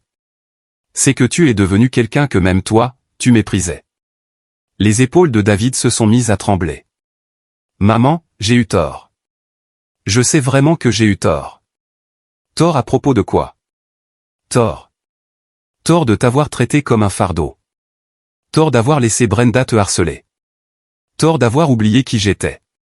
Sa voix s'est brisée. Point et tort de penser que l'argent était la chose la plus importante. Tort de t'avoir brisé le cœur. David a finalement éclaté en sanglots. Maman, pourras-tu jamais me pardonner? Je me suis tourné pour regarder l'homme que j'avais autrefois aimé de tout mon cœur, maintenant les larmes coulant sur son visage, ressemblant à un enfant perdu. Le pardon prend du temps, ai-je dit doucement. Mais nous pouvons recommencer à zéro. David a levé les yeux, une lueur d'espoir dans ses yeux. Vraiment? Vraiment? J'ai hoché la tête. Mais à une condition. Laquelle? Tu dois d'abord te pardonner à toi-même, ai-je dit en prenant sa main. Et ensuite retrouver le fils dont j'ai toujours été si fier. Les derniers rayons du coucher de soleil nous enveloppaient, étirant nos ombres longues sur le sol. Au loin, Léo courait vers nous, tenant un dessin, criant quelque chose avec enthousiasme. À ce moment, j'ai compris. La douleur ne disparaîtrait jamais complètement. Mais l'amour pouvait renaître. Tout comme les fleurs dans le jardin, elles se fanent en hiver mais germent à nouveau au printemps.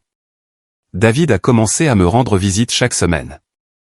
Au début, les visites étaient brèves. Il s'asseyait maladroitement dans mon petit salon, sirotant du thé et faisant la petite conversation. Peu à peu, il a commencé à se détendre, partageant ses problèmes au travail et les petites choses de sa vie.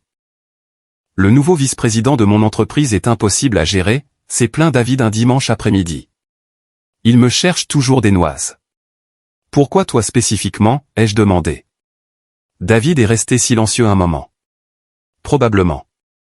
Probablement parce que j'ai pris trop de congés avant pour m'occuper des problèmes du frère de Brenda et que j'ai fait beaucoup d'erreurs au travail. Je n'ai pas dit, je te l'avais bien dit. Au lieu de cela, j'ai demandé, alors, qu'est-ce que tu vas faire? Je veux démissionner, a soupiré David.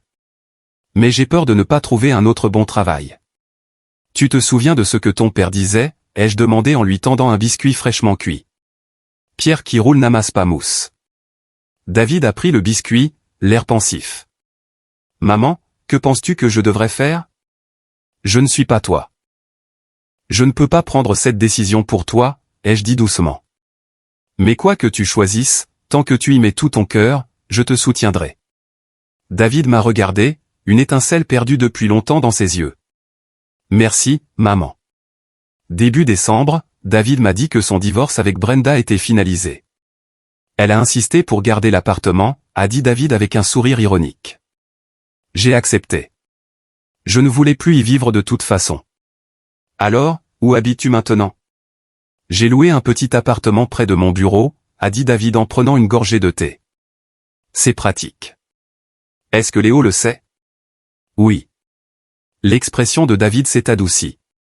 Il a dit qu'il voulait vivre avec moi, mais je pense qu'il est mieux pour lui d'être avec toi pour l'instant, jusqu'à ce que je remette ma vie sur les rails. J'ai hoché la tête. Tu es toujours le bienvenu ici. Avant Noël, la communauté a organisé une foire artisanale pour collecter des fonds pour les enfants des zones défavorisées. J'ai tricoté un lot de sous-verts et de napperons, et le professeur Miller m'a aidé à mettre en place un bel étalage. Madame Miller, votre artisanat est incroyable, s'est exclamé un membre du personnel de la communauté. C'est quelque chose que j'ai appris à l'usine textile quand j'étais jeune, ai-je expliqué avec un sourire. Je ne l'ai pas fait depuis des décennies, donc je suis un peu rouillé. Le jour de la foire, David est venu avec Léo et m'a même aidé avec les clients. En le regardant interagir si chaleureusement avec les autres résidents, je reconnaissais à peine l'homme maussade d'il y a quelques mois. Maman, tes articles sont presque tous vendus, David a accouru pour me le dire avec enthousiasme. Le professeur Miller dit que tu devrais augmenter le prix. Ce n'est pas la peine, j'ai secoué la tête. C'est pour la charité après tout. Après l'événement, nous avons dîné tous les trois dans la salle à manger de la communauté. Léo bavardait sur la fête de Noël de son école, et David intervenait avec des questions. L'atmosphère était chaleureuse et détendue. Maman, a hésité David alors qu'il partait. Puis-je venir passer le nouvel an avec toi? Bien sûr que tu peux, j'ai tapoté son bras. C'est aussi ta maison. Le jour de l'an, David est arrivé tôt, les mains pleines de sacs de course.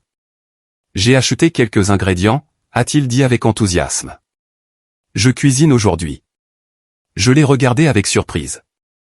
Tu sais cuisiner maintenant? J'ai appris quelques plats simples, a dit David avec un sourire embarrassé. En vivant seul, je ne peux pas manger à emporter tous les jours. En regardant sa silhouette affairée dans la cuisine, je me suis souvenu de mon défunt mari. Il était pareil, insistant toujours pour cuisiner lors des occasions spéciales. Le dîner fut un succès. Bien que les plats aient été un peu salés, Léo et moi avons apprécié chaque bouchée. Après le dîner, nous avons regardé la télévision et bavardé comme n'importe quelle famille normale de 3 générations. Maman, a dit David soudainement, j'ai démissionné de mon travail. Es-tu sûr? Oui, a-t-il hoché la tête. Je veux recommencer à zéro. Trouver un travail qui me passionne vraiment. As-tu des projets? J'ai fait des études de design à l'université, les yeux de David se sont illuminés.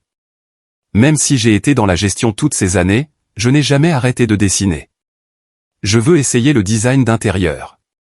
C'est merveilleux, l'ai-je encouragé. Il n'est jamais trop tard pour commencer. David m'a regardé avec gratitude. Merci, maman. Si ce n'était pas pour ton soutien. Espèce d'idiot, l'ai-je interrompu. Je suis ta mère. En janvier, David s'est inscrit à un cours de design d'intérieur et a commencé à prendre de petits projets en ligne pour s'entraîner. Ses revenus étaient instables, mais il était plein d'énergie tous les jours. Même Léo a dit que son père semblait plus jeune. En même temps, avec l'aide du professeur Miller, mes mémoires ont trouvé un petit éditeur prêt à les publier. L'éditeur a suggéré que j'ajoute plus de photos et de détails historiques spécifiques. J'ai donc commencé une nouvelle série de révisions. Hélène, cette section sur les innovations technologiques à l'usine textile est fascinante, a dit le professeur Miller en lisant le dernier chapitre. Ce genre de témoignage de première main est inestimable. Ce ne sont que de vieilles histoires, ai-je dit, me sentant un peu embarrassé. Rien de spécial. Au contraire, a dit sérieusement le professeur Miller. Ce sont ces souvenirs de gens ordinaires qui constituent l'histoire la plus vraie. Un jour de février, David m'a appelé, extatique. Maman, j'ai décroché un gros projet, le design d'un nouveau café. C'est fantastique. J'étais sincèrement heureuse pour lui. Quand commences-tu? Je vais prendre les mesures demain, la voix de David était pleine d'excitation. Le propriétaire a dit que si ça se passe bien, il me recommandera à d'autres clients. Le projet du café fut un énorme succès. Le propriétaire était ravi et, fidèle à sa parole, a recommandé David à plusieurs de ses amis. En mars, David était si occupé qu'il envisageait de louer un petit bureau et de lancer officiellement son propre studio. Maman, j'ai besoin d'un service, a dit David mystérieusement un soir. J'ai une réunion avec un client important la semaine prochaine. Pourrais-tu me prêter de l'argent pour acheter un costume décent? J'ai regardé le costume légèrement usé qu'il portait et j'ai hoché la tête. Nous irons au centre commercial demain. Le lendemain, j'ai emmené David au meilleur grand magasin de la ville et je lui ai acheté 2 costumes de haute qualité ainsi que de nouvelles chemises et chaussures. Maman, c'est trop cher, a dit David en regardant le reçu avec malaise. C'est un investissement, ai-je simplement dit. Les premières impressions comptent. En avril, le studio de design de David a officiellement ouvert. Bien qu'il soit le seul employé, les affaires se développaient régulièrement. Il a quitté le petit appartement et en a loué un plus confortable d'une chambre, en s'assurant d'aménager une chambre pour Léo. Une fois que le studio sera plus stable, je pense prendre un prêt hypothécaire pour une petite maison, m'a partagé David ses projets. J'économiserai pour la compte moi-même. Je n'utiliserai plus ton argent. Je suis fier de toi, mon fils, ai-je dit sincèrement. Ces mots ont semblé le toucher. Il est resté silencieux un moment, puis a soudainement dit, « Maman, le jour. Le jour où tu t'es cassé la jambe. » C'est du passé, l'ai-je interrompu doucement. Regardons tous les deux vers l'avenir. D'accord. David a hoché la tête, les yeux brillants. D'accord. En mai, mes mémoires intitulées « Souvenirs d'une ouvrière de filature » ont été officiellement publiées. L'éditeur a organisé un petit événement de lancement au centre communautaire, qui a attiré quelques médias locaux et des lecteurs. David et Léo étaient assis au premier rang, me regardant avec fierté pendant que j'étais interviewé. Madame Miller, quelle a été votre motivation initiale pour écrire ce livre, a demandé un journaliste. J'ai regardé David et Léo dans le public. Au début, je voulais juste enregistrer ma propre histoire. Mais en écrivant, j'ai réalisé que ces souvenirs n'appartiennent pas seulement à moi, mais à ma famille et à tous les gens ordinaires de cette époque. J'espère que ce livre pourra aider les jeunes à comprendre comment leurs parents et grands-parents ont vécu et aussi aider les gens de ma génération à trouver un sentiment de connexion. Après l'événement, David m'a serré dans ses bras, les yeux rouges. Maman, tu es incroyable. Chaque personne ordinaire a une histoire, j'ai tapoté son dos. Tu as aussi ton histoire. Elle n'a simplement pas encore été écrite. À l'arrivée de l'été, David a partagé une bonne nouvelle. Il était en couple. C'est la maîtresse de Léo, Sarah, a-t-il dit un peu timidement. Nous nous sommes rencontrés lors d'une réunion parents-professeurs. C'est une mère célibataire. Son fils est dans la classe de Léo. Qu'est-ce que tu aimes chez elle, ai-je demandé. David a réfléchi un moment. Elle est authentique, pas du tout matérialiste, et elle est incroyablement patiente avec les enfants. Il a fait une pause. Plus important encore, elle me donne envie d'être un homme meilleur. Cette phrase m'a réchauffé le cœur. C'est ce que l'amour devrait être. En juillet, David a amené Sarah et son fils, Marc, à la communauté pour une visite. Sarah était une femme douce et élégante, à la voix douce, mais avec un sens clair d'elle-même. Son fils Marc était vif et adorable, et lui et Léo se sont immédiatement bien entendus. En regardant les deux garçons se poursuivre dans le jardin avec David et Sarah debout côte à côte, parlant et riant, j'ai soudain senti que la vie m'avait fait un cadeau inattendu. Une deuxième chance de voir mon fils se retrouver et commencer une nouvelle vie. Ce soir-là, après avoir accompagné Sarah, David est revenu me voir. « Maman » a-t-il dit en s'asseyant en face de moi avec une expression sérieuse. « Je veux demander Sarah en mariage. Penses-tu que c'est une bonne idée? L'aimes-tu? Oui. Es-tu prêt à assumer la responsabilité d'une famille? Pas seulement financièrement, mais émotionnellement. » David a réfléchi un moment. Je pense que oui. Cette fois, je veux bien faire les choses. Tout faire bien. Alors vas-y, ai-je dit avec un sourire. Tu as ma bénédiction. David a serré ma main fermement. Merci, maman. Merci de m'avoir donné une seconde chance. Tout le monde mérite une seconde chance, ai-je dit doucement, y compris moi. Oui, je m'étais aussi donné une seconde chance, de redéfinir mes dernières années, de reconstruire ma relation avec mon fils et de redécouvrir ma propre valeur. Le processus n'a pas été facile, mais il valait toutes les larmes et les efforts. Peu après les fiançailles de David et Sarah début août, ma vieille blessure à la jambe s'est réveillée. C'est arrivé à la foire d'été de la communauté. J'avais été debout toute la journée et au moment de rentrer, ma jambe droite me faisait une douleur atroce. Le médecin de la communauté a dit que c'était probablement une inflammation et m'a conseillé d'aller à l'hôpital pour un examen complet. J'arrive, a dit David anxieusement au téléphone. Ne te précipite pas, ai-je dit, essayant de cacher la douleur dans ma voix. Maria peut m'emmener. Après une série de tests à l'hôpital, le médecin a regardé les radiographies en fronçant les sourcils. Madame Miller, vous avez une légère fracture de fatigue à l'endroit de l'ancienne blessure. Vous avez besoin d'au moins 2 semaines de repos au lit. C'est si grave? J'étais surprise. Les fractures guérissent lentement chez les personnes âgées. Vous ne l'avez pas laissé guérir complètement la dernière fois, a dit le médecin sévèrement. Cette fois, vous devez suivre mes ordres. Quand je suis revenu à la communauté, David attendait anxieusement à l'entrée. En me voyant pousser dans un fauteuil roulant, son visage a pâli. Maman, que s'est-il passé? Il s'est précipité et a pris ma main. Ce n'est rien. Juste un peu de repos et ça ira. J'ai tapoté sa main. Le médecin est juste trop prudent. David a insisté pour prendre des congés pour s'occuper de moi, mais j'ai refusé. Ton studio ne fait que commencer. Ne laisse pas ça te retarder. La communauté a des aides-soignants, et Léo peut t'aider. Mais. Pas de mais, ai-je dit fermement. Je peux prendre soin de moi. David n'a pas pu argumenter avec moi et a finalement accepté de passer après le travail tous les jours.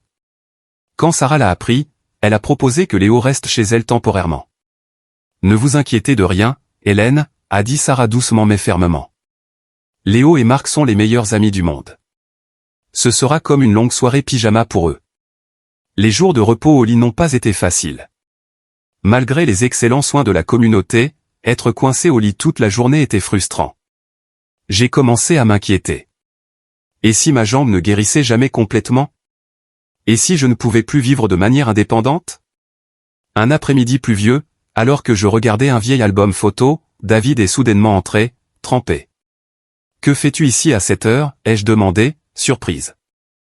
N'avais-tu pas une réunion avec un client? Elle a été reportée, a dit David en essuyant la pluie de son visage.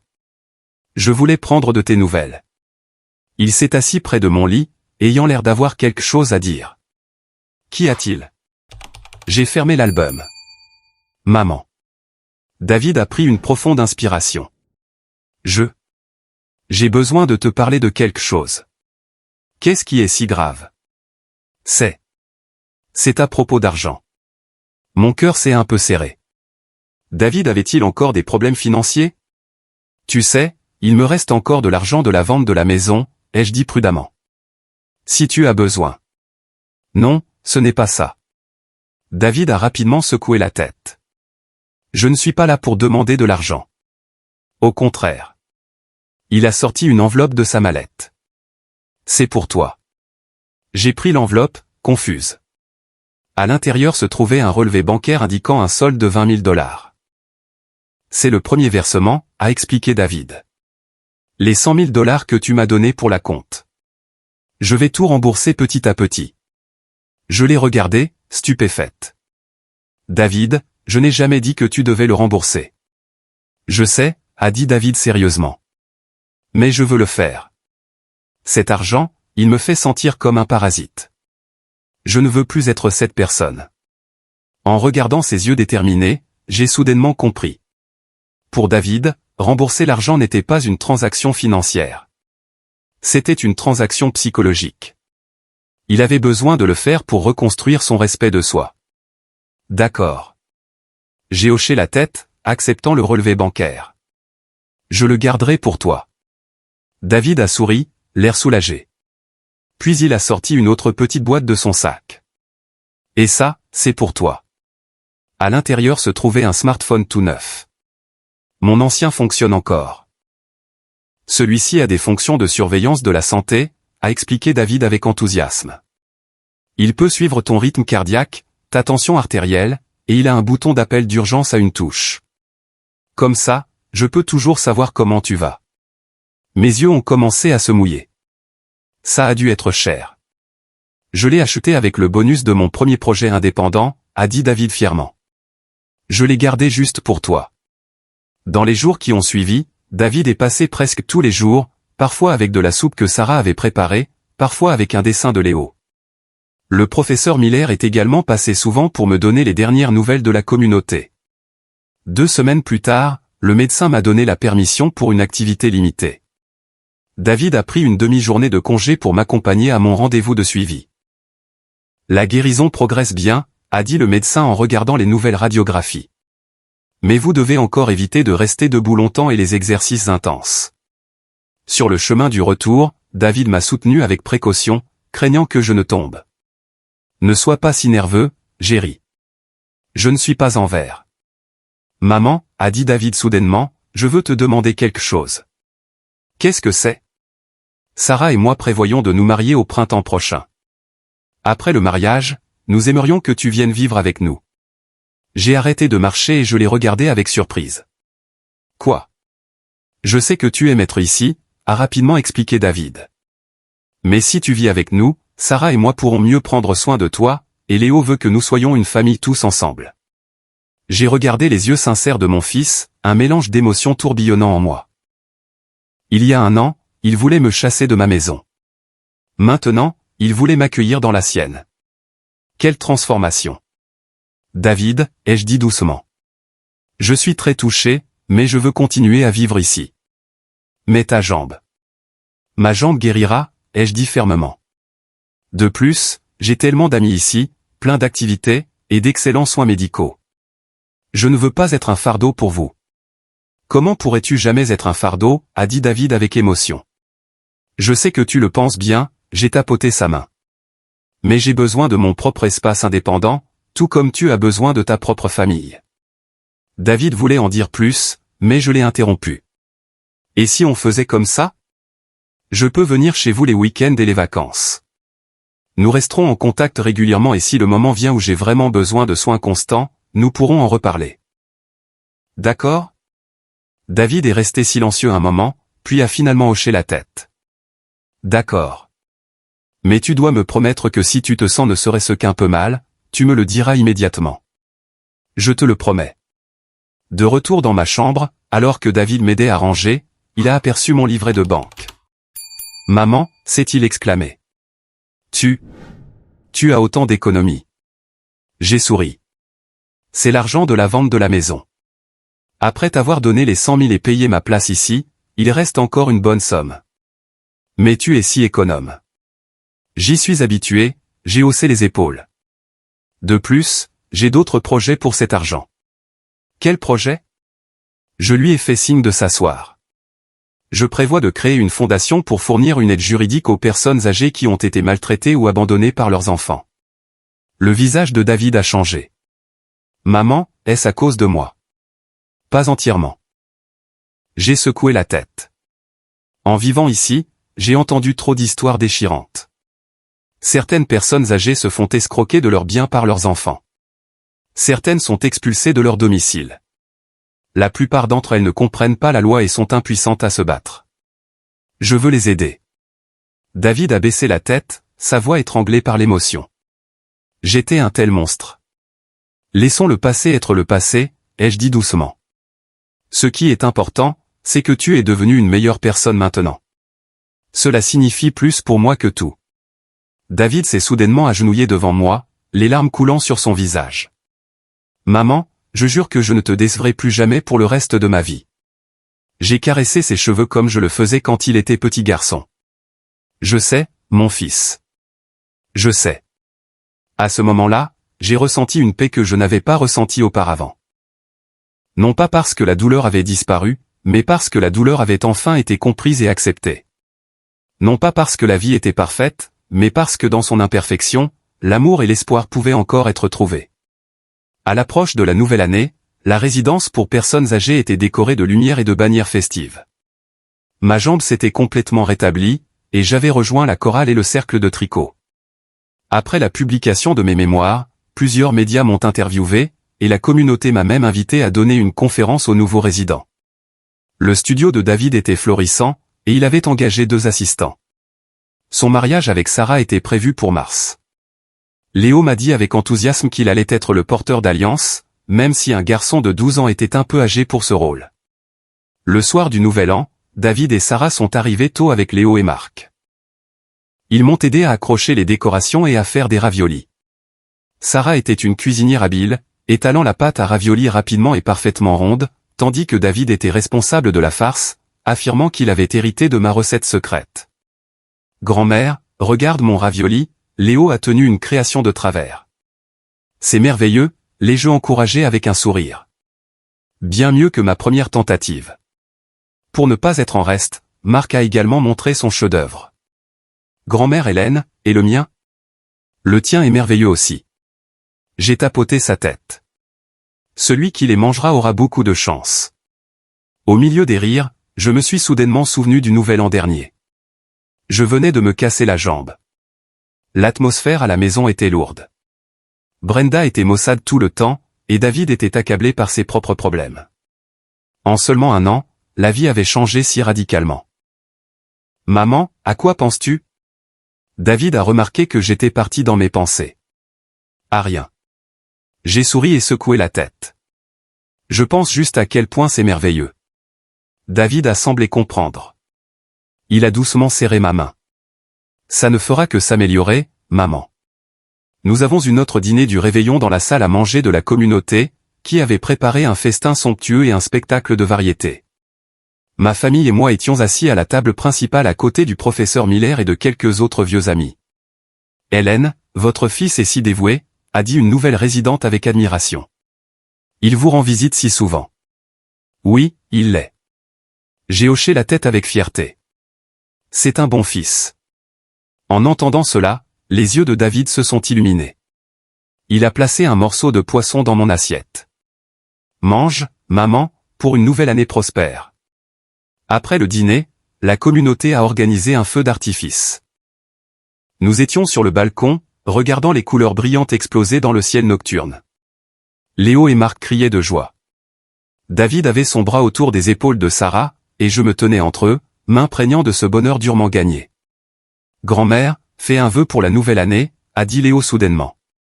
Mon vœu s'est déjà réalisé, ai-je dit avec un sourire.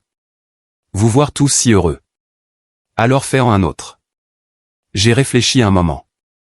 Alors je souhaite que dans la nouvelle année, nous soyons tous en bonne santé et en sécurité et que nous continuions à nous comprendre et à nous aimer les uns les autres. La lumière des feux d'artifice illuminait tous les visages. J'ai vu les larmes briller dans les yeux de David, le doux sourire de Sarah, et la joie innocente des deux enfants. À ce moment, j'étais rempli d'une immense gratitude. Après le nouvel an, j'ai commencé à préparer la fondation d'aide juridique. Avec l'aide de l'administration de la communauté, j'ai contacté plusieurs avocats et travailleurs sociaux en vue d'un lancement officiel en mars. Hélène, cette fondation est très significative, a dit le professeur Miller. Je connais quelques juges à la retraite qui pourraient être disposés à offrir des consultations pro bono. Ce serait merveilleux, ai-je dit avec enthousiasme. J'espère vraiment aider ceux qui se sentent impuissants. Mi-février, mes mémoires se sont retrouvées de manière inattendue sur la liste des best-sellers d'une librairie bien connue, attirant plus d'attention. Une chaîne de télévision m'a même invité à participer à un talk show sur les nouveaux modes de vie des personnes âgées. Madame Miller, comment voyez-vous la relation entre les personnes âgées et leurs enfants dans la société moderne, a demandé l'animateur. J'ai réfléchi un moment et j'ai répondu lentement. Je crois que l'amour et la compréhension doivent être à double sens. Les enfants doivent être respectueux envers leurs parents et les parents doivent aussi être prévenants envers leurs enfants. Nous, les personnes âgées, ne devrions pas mettre toute notre vie entre les mains de nos enfants. Nous devrions aussi avoir nos propres vies et nos propres occupations. Après la diffusion de l'émission, j'ai reçu de nombreuses lettres de téléspectateurs. Certaines venaient de personnes âgées partageant des expériences similaires, tandis que d'autres venaient de jeunes gens réfléchissant à la manière dont ils traitaient leurs parents.